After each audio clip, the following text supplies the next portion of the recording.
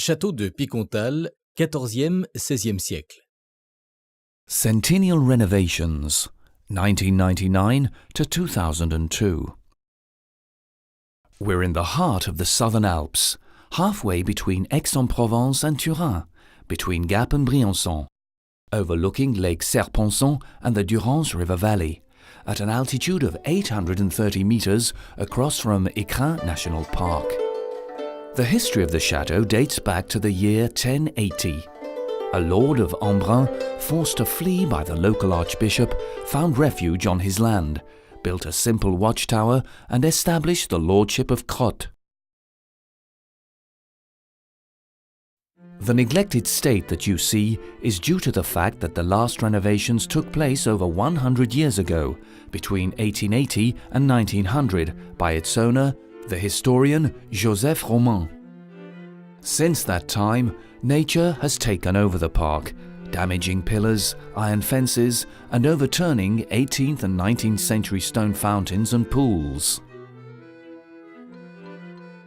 We're looking at the 19th century veranda and two Virginia junipers on the southern facade. This 18th century pond, built after the incendiary invasion of the Duke of Savoy in 1692, was used not only for fire prevention, but also to irrigate the garden. We are now inside. This is what the front hall looked like in 1998, just before the beginning of the new renovations. The second floor hallway. The Lion Salon was the formal drawing room of the previous owners.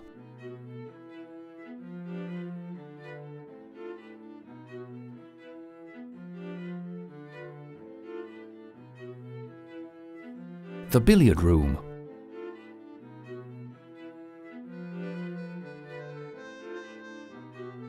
In 1892, Joseph Roman's wife, Isabelle Reynaud, painted the chapel dedicated to King Saint Louis.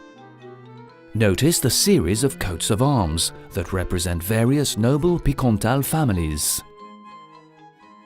This is the Boniface Tower, originally the 13th century watchtower.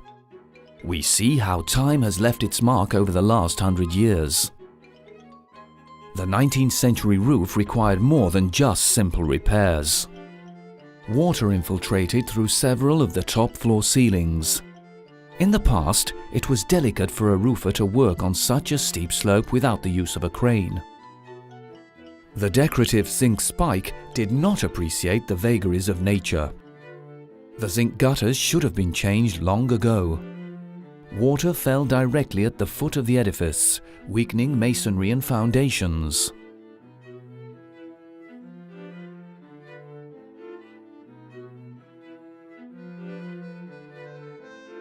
In greater detail, the deterioration of terrace walls and pillars built from Crotte bricks, topped by sculpted capitals made from limestone found in the Boscondon Valley, famous for its recently restored 12th century abbey.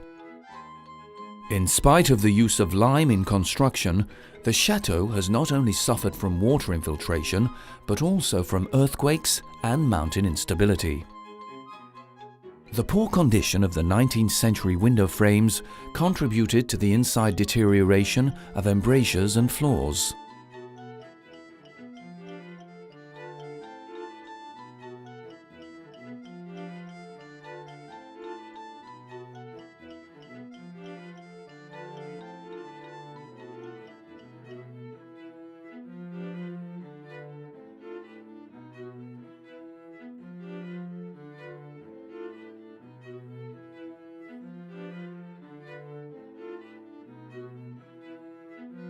The sword-like cuts in the second floor hallway are a result of the sagging floor above, overloaded with fireplaces and partition walls in the 19th century.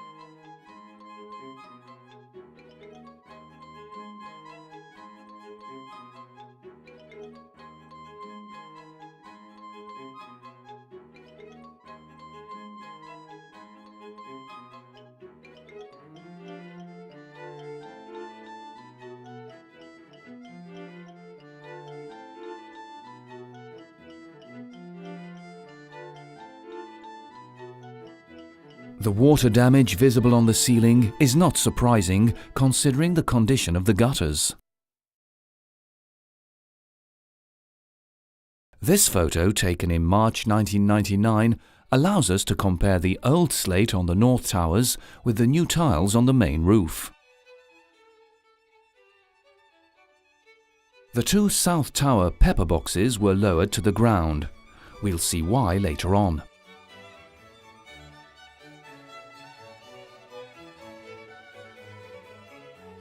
The 19th century pepperbox frames have stayed in good condition. They are made from local larchwood, which is naturally rot-proof.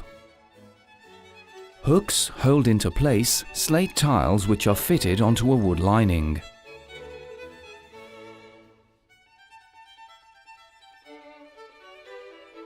These are relatively comfortable working conditions for the roofers, who are far from dizzying heights and supply difficulties.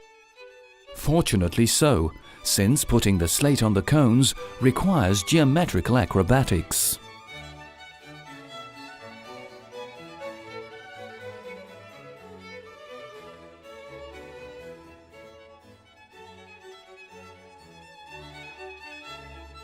The recently installed copper gutters are brightly shining. As you can see today, time has dulled that shine.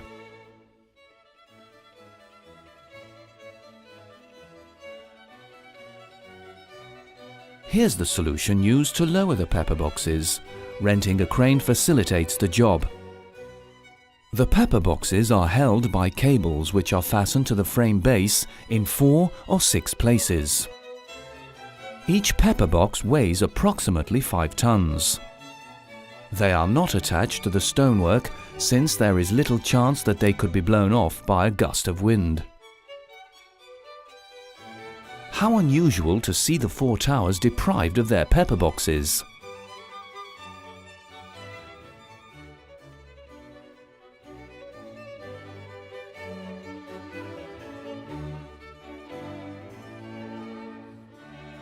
It is the way the edifice looked before the 19th century.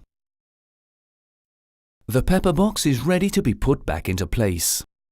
It is slightly heavier than before, with tiles that are now 6 mm thick instead of 4 mm. We hope that it will not have to come back down before the 22nd century.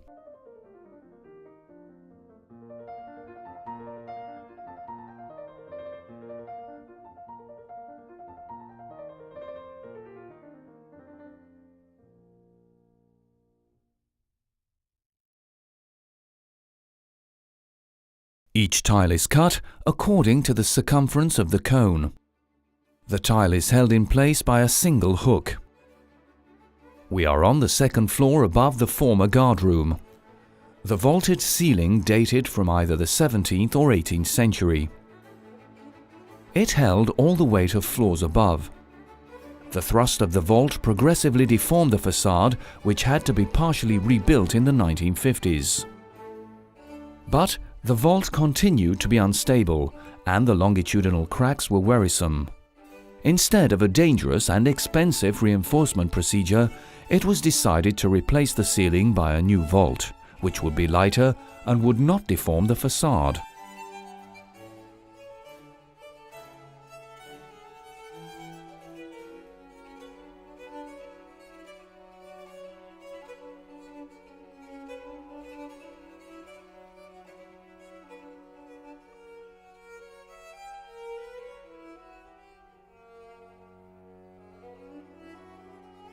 The weight of the floors above would be held differently. 300 tons of rock are removed, much to the relief of the edifice.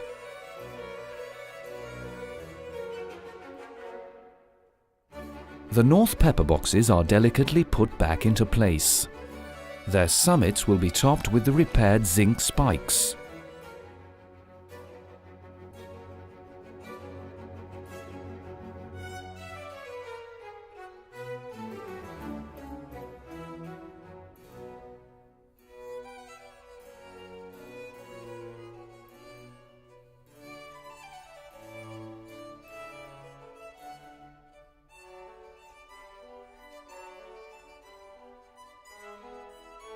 Metal beam installation.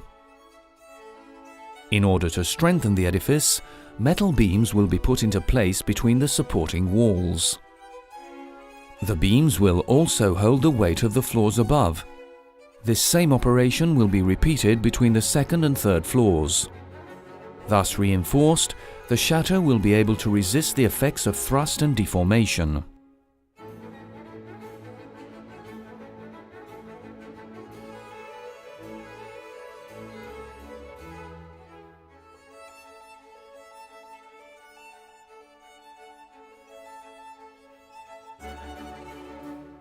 During the major work on the ground floor, finishing touches are made to the decoration on the top floor.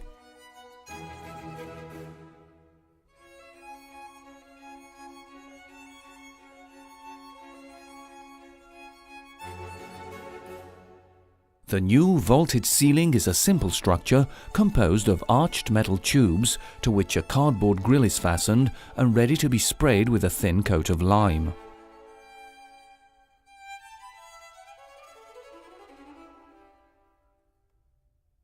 Very similar in appearance to the old ceiling, the 3-ton vault will be 100 times lighter than before.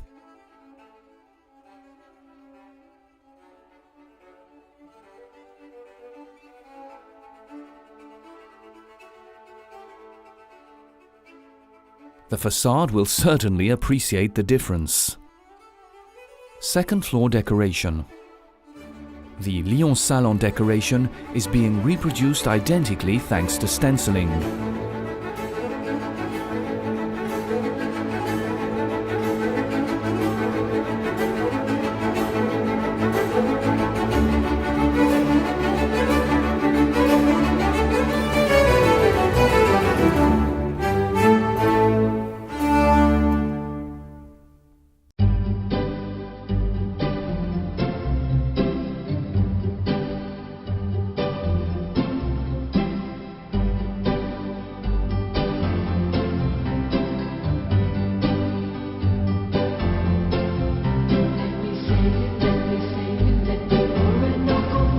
Let me read each